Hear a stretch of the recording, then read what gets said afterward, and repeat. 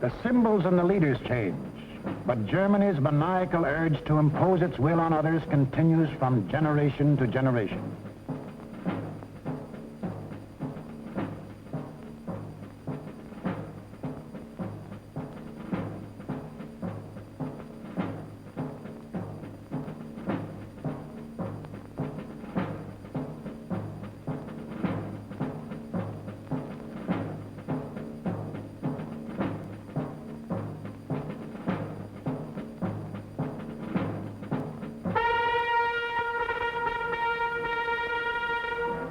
In the last 75 years, this madness has cost the world more than 20 million killed, more than 60 million wounded, more than 200 million made homeless.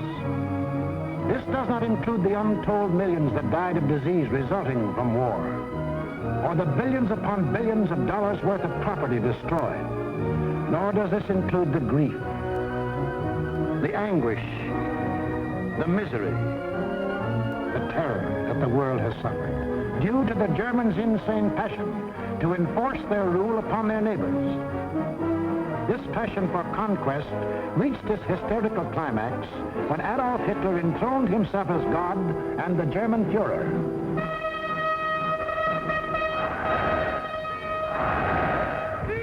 What fantastic dreams was this humorless man dreaming as he stood at Nuremberg and looked down on his fanatic followers? In the Middle Ages, a plague of slavery descended on the world. Out of the wilds of Mongolia came a mighty army of fierce horsemen, led by Genghis Khan. Burning, looting, pillaging, the barbarian horde swept across Asia and Eastern Europe. Genghis Khan conquered most of the world of the 13th century. Adolf Hitler was determined to outdo him and conquer all of the world of the 20th. Set up at Munich was an institute devoted to the little-known science of geopolitics, vaguely defined as the military control of space. Germany's leading geopolitician, a former general, Karl Haushofer, was head man. Here was gathered together more information about your hometown than you yourself know. To the German geopolitician, the world is not made up of men and women and children who live and love and dream of better things. It is made up of only two elements, labor and raw materials. The geopolitician's job was to transform Hitler's ambition to control these elements into cold, hard reality. On their map, our planet is neatly divided into land and water. Water forms 3/4 of the Earth's surface, land only 1/4. And in that 1/4 of the Earth's surface lies the world's wealth, all its natural resources.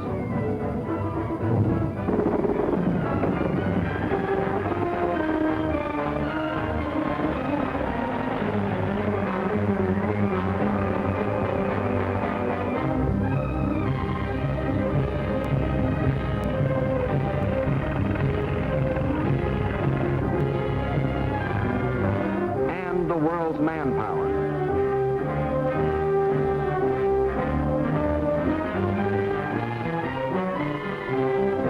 Control the land and you control the world. That was Hitler's theory. This all-important land, the geopoliticians now break up into two areas. One, the Western Hemisphere, which, together with Australia and all the islands of the world, including Japan, comprises 1/3 of the land area. The other area, which consists of Europe, Asia, and Africa, makes up the other 2/3. This supercontinent, which they call the World Island, is not only twice as large as the rest of the land area, but also includes 7/8 of the world's population. The heart of this world island comprises Eastern Europe and most of Asia. This they call the Heartland, which just about coincides with the old empire of Genghis Khan. Hitler's step-by-step plan for world conquest can be summarized this way. Conquer Eastern Europe, and you dominate the Heartland. Conquer the Heartland, and you dominate the World Island. Conquer the World Island, and you dominate the world. That was the dream in Hitler's mind as he stood at Nuremberg. Hitler, Sieg Heil! Sieg Heil! With pagan pageantry, the district leaders from all over Germany swore personal allegiance to him, hypnotized with the belief that they were members of a master race.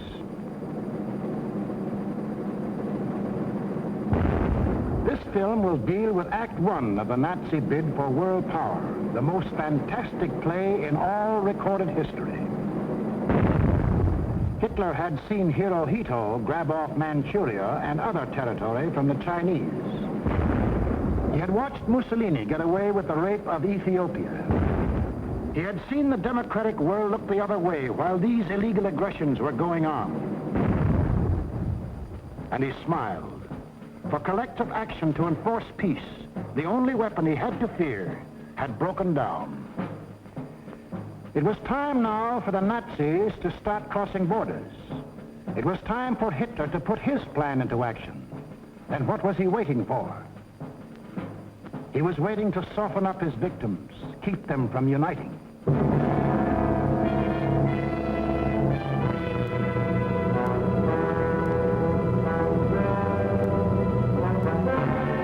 For the softening up process, he sent his agents all over the world disguised as tourists, students, and commercial travelers. Payoff men like Ribbentrop came too, to bribe, threaten, and form local fascist parties such as de Grelle and his Rexist party in Belgium, Henlein in Czechoslovakia, Seyss-Inquart and his National Socialists in Austria. In Britain, Sir Oswald Mosley offered himself to the people as a Hitler with an Oxford accent. In other words, I'm told that Hitler is mad. Well, I've got another view myself. Until the day when they would make easy Hitler's actual invasion, these subversive fascist organizations provoked riots and rebellions, creating scenes like these in France.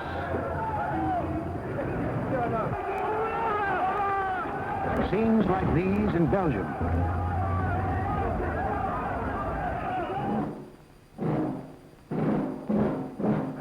And where do you think this is? Right in Madison Square Garden, USA. And this is Fritz Kuhn, leader of the German-American Bund, hiding behind the American flag, but taking his orders from Berlin and copying the methods of Berlin. That was the softening up process outside Germany. But inside Germany, it was a different story. Here, in utmost secrecy, the hardening up process, building up Hitler's army and his industry. Tell the world we have no raw materials, and never let them see what goes on. Day after day, night after night, month after month, year after year. We must have the world's most powerful club. Forget ours. Forget working conditions. Forget how to think. Forge the club of blood and iron. Let the democracies talk about freedom. No freedom here. No labor unions. No overtime. The Fuhrer tells you where to work, when to work, how long to work, how much your work is worth. Forge the club of blood and iron. We have a sacred mission. Today we rule Germany. Tomorrow, the world.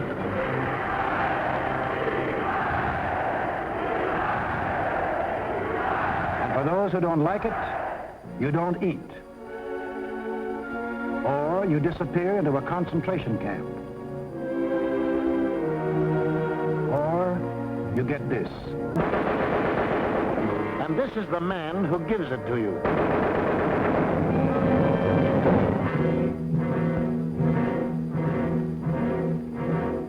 And what of the army? Before Hitler came into power, the German army by treaty was limited to 100,000 men. But treaties to the Germans have always been something to ignore. These 100,000 men were, in reality, 100,000 highly trained officers, the men who lead the Nazi regiments today. But Hitler didn't merely ignore the treaty. He tore it up, and in 1935 ordered national conscription. Simultaneously, he ordered German youth to become air-minded. Toy gliders filled the air. But as the boys grew bigger, so did the gliders. Soon these same youths were trained pilots, flying the new planes the factories were producing. The Luftwaffe was being assembled.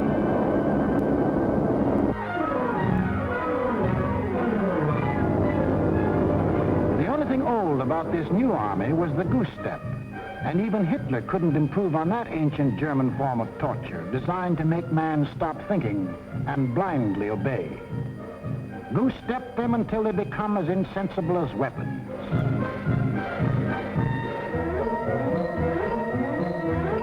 Everything else was new.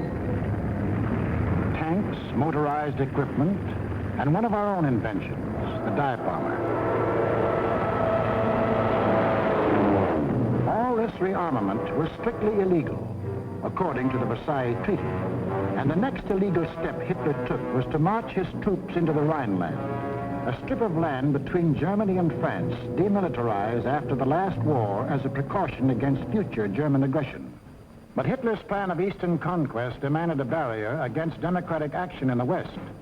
So Hitler remilitarized the Rhineland and began building the formidable Siegfried Line, a chain of forts and defenses 450 miles long and in some places 30 miles wide.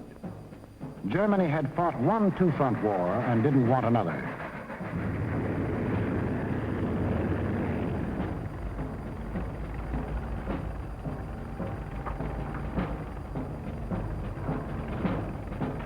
As many as 500,000 men worked as much as 20 hours a day to build 22,000 fortified positions on land, where, by treaty, no German soldier was supposed to set foot.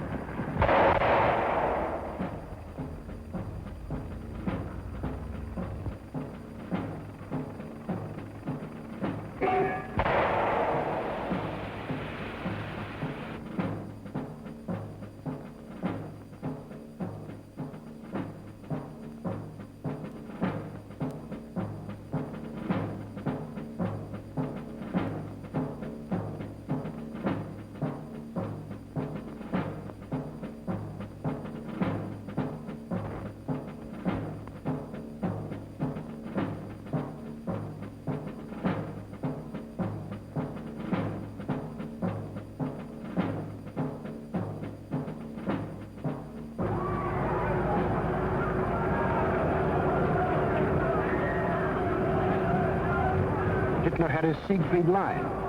He had his equipment. He had his army. Now to unveil the German might and terrorize his victims into submission. General staffs all over the world anxiously awaited the report of their military attachés. A would-be peaceful world learned that a vast military power had materialized out of nowhere. A power controlled by one man who tore up treaties as we tear up ticker tape.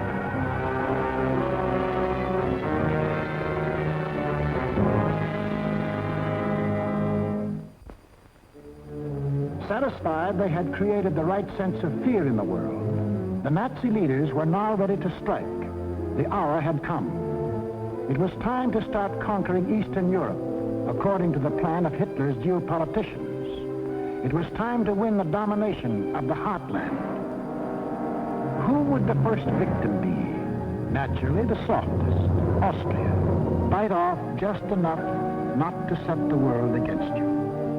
On March the 12th, 1938, without warning, the German armies marched over the Austrian border.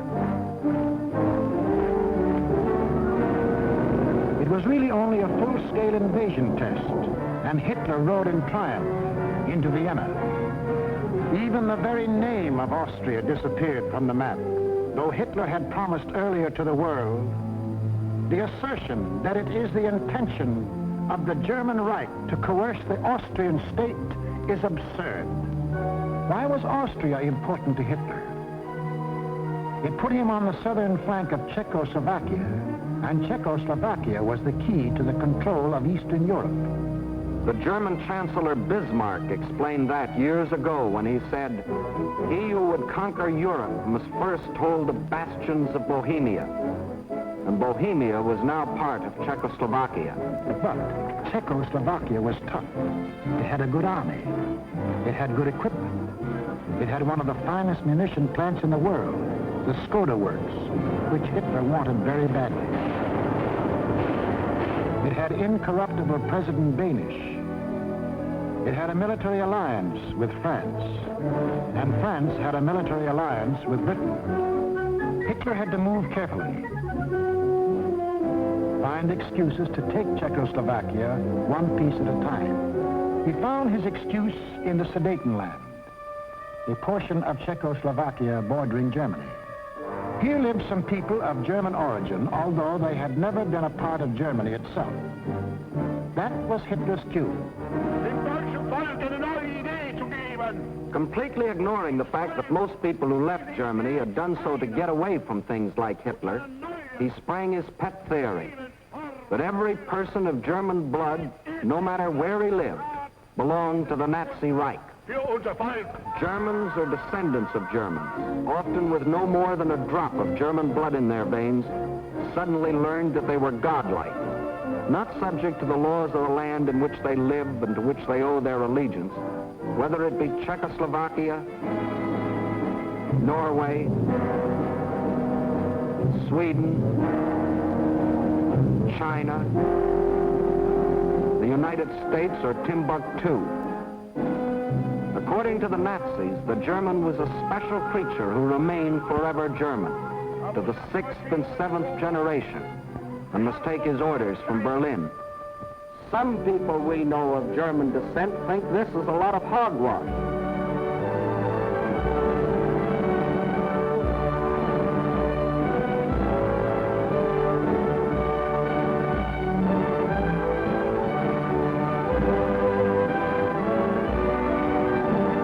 Including 15% of any group like this.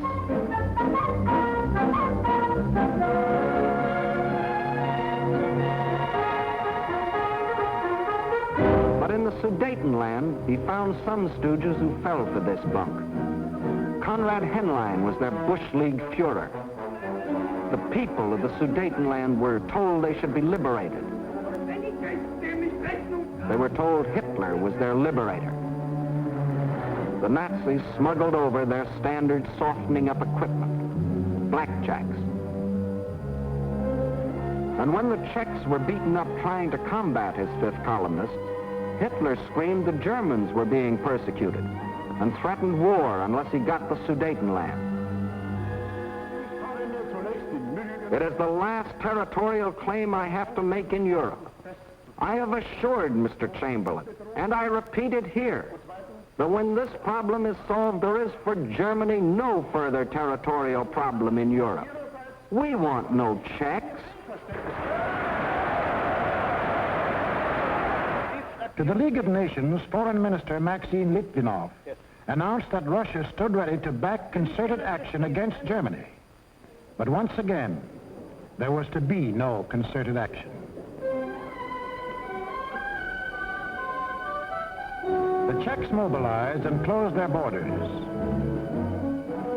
The leaders of France and Britain, desperately striving to avoid war, flew to meet the jubilant Axis leaders at Munich. On September 29th, in return for Hitler's guarantee of world peace, Chamberlain and Daladier prevailed upon Czechoslovakia to give up the Sudetenland without a fight. In Czechoslovakia, the Munich Pact was greeted by riots of protest. But Daladier returned to France to be greeted by cheers from a relieved French people. And in Britain, a happy Chamberlain came back declaring he had achieved peace in our time. One of the most tragic and ironic scenes in all history. This morning, I had another talk with the German Chancellor, Herr Hitler. And here is the paper which bears his name upon it as well as mine. We regard the agreement signed last night and the Anglo-German naval agreement as symbolic of the desire of our two peoples never to go to war with one another again.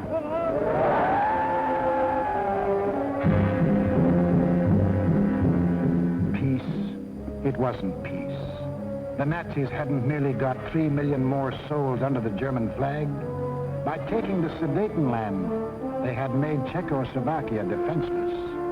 For in this territory lay the natural defenses, the mountain ranges, and a defensive line of forts, considered even stronger than the Maginot Line. Without these fortifications, Czechoslovakia was disarmed, a ripe plum ready to fall into Hitler's lap. Within 6 months of declaring that he wanted no more territory anywhere, he violated the Munich Agreement, marched in, and took the whole of the Czech state, though he had specifically promised, "I have no further interest in the Czechoslovakian state. That is guaranteed. We want no Czechs."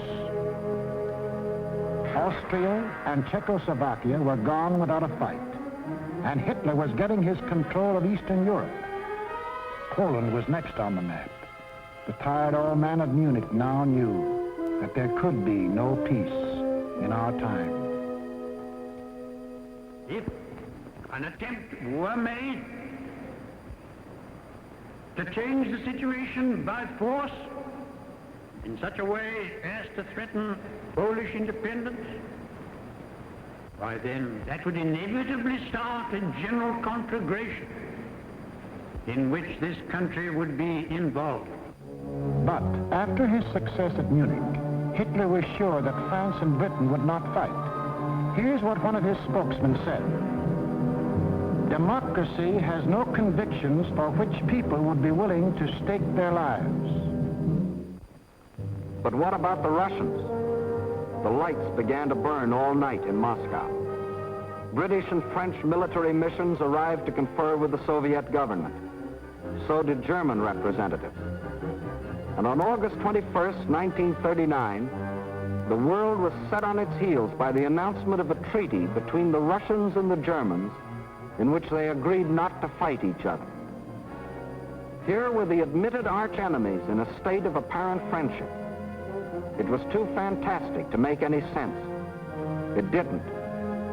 The Germans hoped they could lull Russia into a false sense of security, and the Russians needed time to prepare for the fight they knew was coming. They'd read Hitler's book, Mein Kampf, too, and knew he had his eyes on the rich Russian land.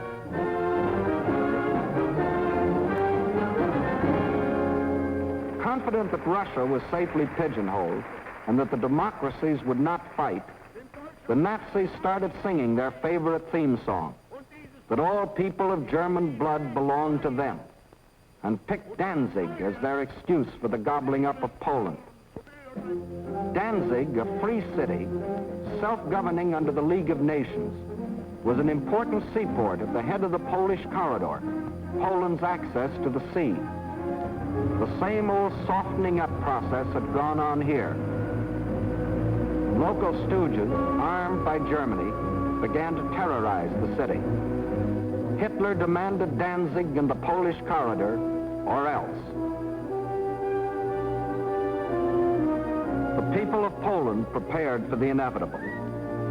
Although they knew Britain and France had guaranteed their borders, they also knew those countries were a long way off.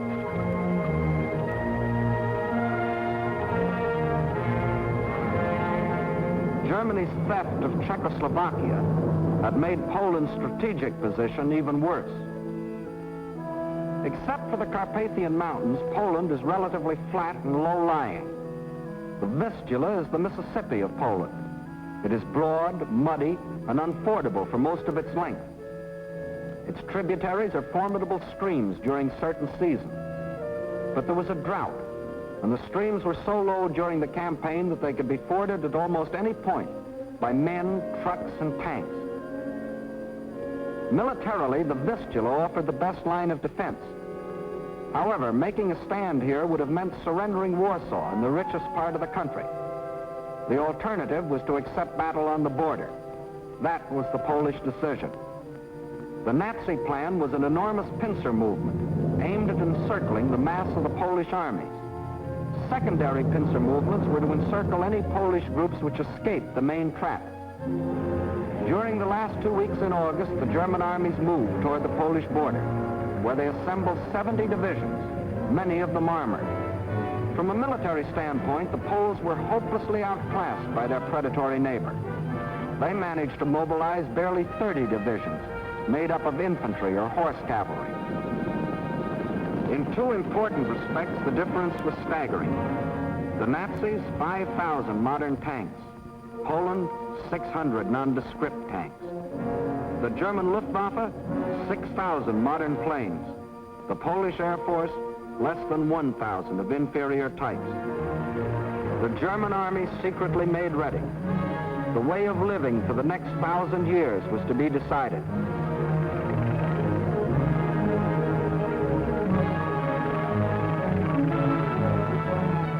The fire that had begun in Manchuria and spread through China and Ethiopia and Spain would now blaze around the world.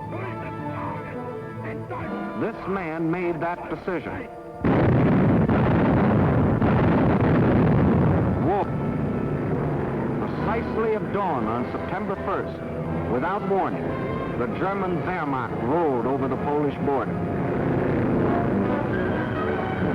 Before the invasion was 30 minutes old, the planes of the Luftwaffe were over Poland, wiping out the Polish Air Force, most of it caught flat-footed on the ground.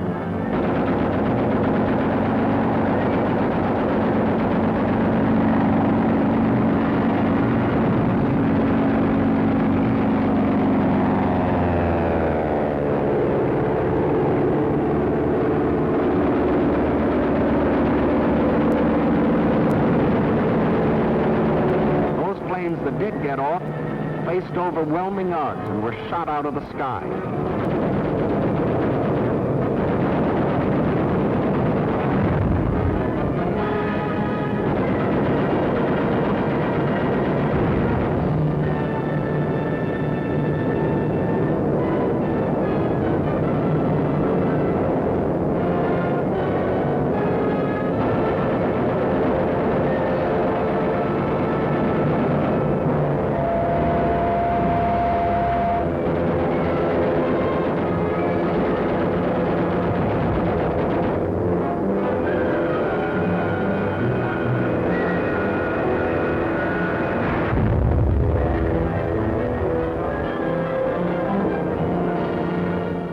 Flying Nazi squadrons ranged deep into Poland, destroying communications, radio stations, power plants, highways, bridges, railroads.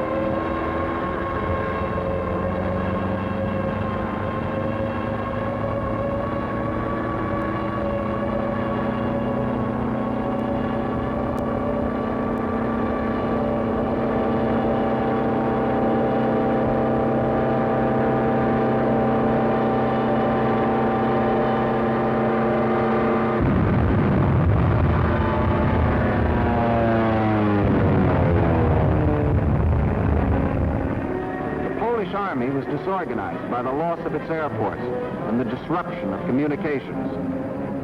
The massed ground units of the Nazi army continued their advance. Occasionally, they unveiled a new technique or item of equipment. For example, advance units of the German Fourth Army crossed the Vistula in a new type of storm boat. By September the 5th, the Polish retreat developed alarming tendencies. The powerful German 10th Army, which was to form the southern claw of the great Nazi pincers, was advancing with its 5 armored divisions on either flank. On September 6th, the opposing Poles began splitting into 2 groups, the southern one falling back toward the Vistula. The armored divisions on the German right raced ahead, circling Radom and cutting off this group, which finally surrendered. Meanwhile, further north, the main Polish mass began drifting toward Lodz. The German command, perceiving that this opened the gate toward Warsaw, sent the northern Nazi armored units racing through the gap to the Polish capital. The infantry advanced in forced marches of 35 miles a day, and 2 days later relieved the panzers about Warsaw. The city was now cut off. West of Warsaw, the main Polish armies were encircled. Under terrific pressure on the ground and pounded ceaselessly from the air, they began to disintegrate. They fought on with high personal courage, but without airplanes, without communications, cut off from their general staff, the isolated Polish groups were forced to surrender, one by one. But Warsaw still resisted. The heroic strains of the Polonaise told an incredulous world that the people of Warsaw, led by Mayor Straczynski, had erected a wall of courage around their city, defying Hitler to do his damnedest.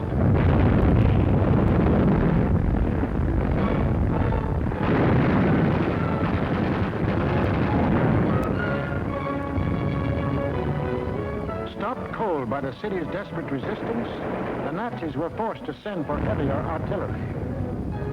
The only source of such artillery was Germany's Western Front. With great secrecy, the giant 240-millimeter howitzers were towed at high speed across the highways which Hitler had built for just such purposes and set in position around Warsaw. The huge guns subjected the city to a bombardment of incredible fury. Their fire concentrated on the densely populated residential areas.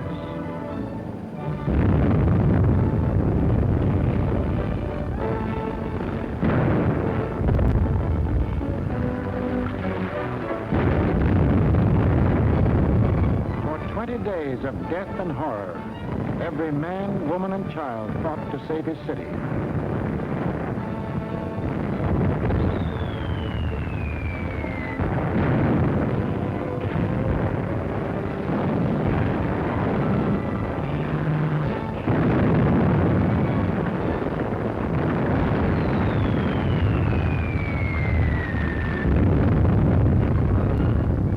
Without food or water, human endurance failed.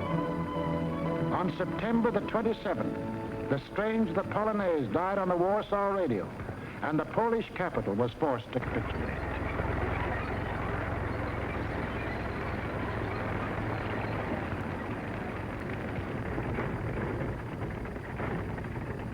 Now all Polish resistance was at an end, except here, the Westerplatte forts opposite Danzig. This small island of stubborn defiance had stood up under the fire of German warships from the first day.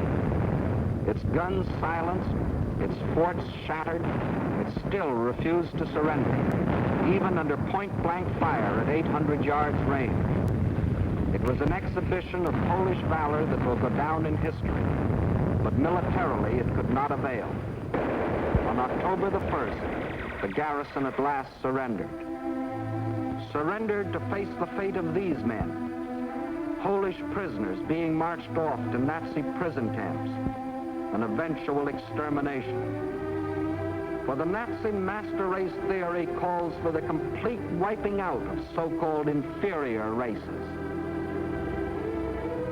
And in village after village, local Judases point out loyal Polish neighbors.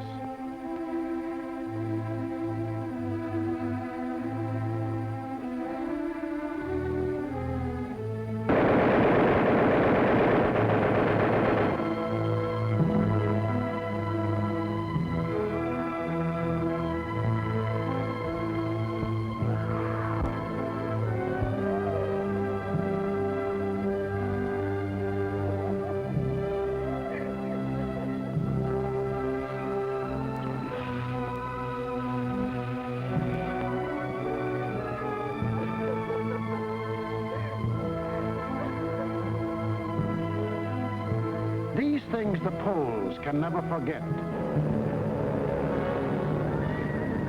including another one of Hitler's famous promises. Germany has concluded a non-aggression pact with Poland. We shall adhere to it unconditionally. The world now knew that a non-aggression pact with Hitler was the kiss of death.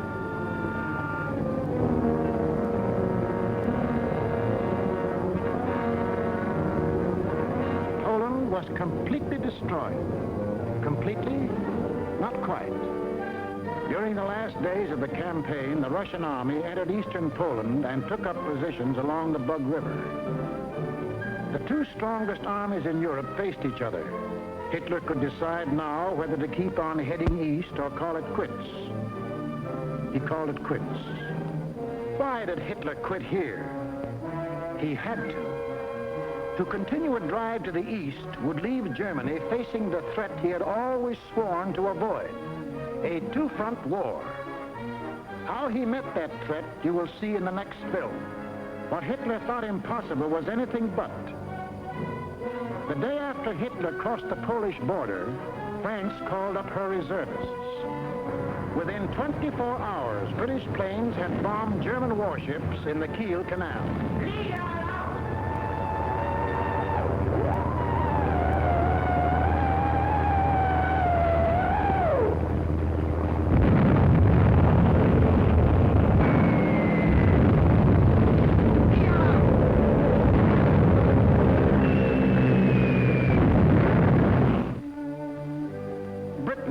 Not merely the British government, but the British people had declared war. War on Hitler and everything he stood for. The democracies did have convictions for which people were willing to stake their lives. Unprepared? Yes. But that didn't matter. For they finally realized that what was being threatened wasn't just the integrity of Poland, but the integrity of free men everywhere in the world. What tragedies, what horrors, what crimes has Hitler and all that Hitler stands for brought upon Europe and the world. It is upon this foundation that Hitler pretends to build out of hatred a new order for Europe. But nothing is more certain than that every trace of Hitler's footsteps, every stain of his infected and corroding fingers will be sponged and purged, and if need be, blasted from the surface of the earth. Lift up your hearts. All will come right. Out of the depths of sorrow and of sacrifice will be born again the glory of mankind.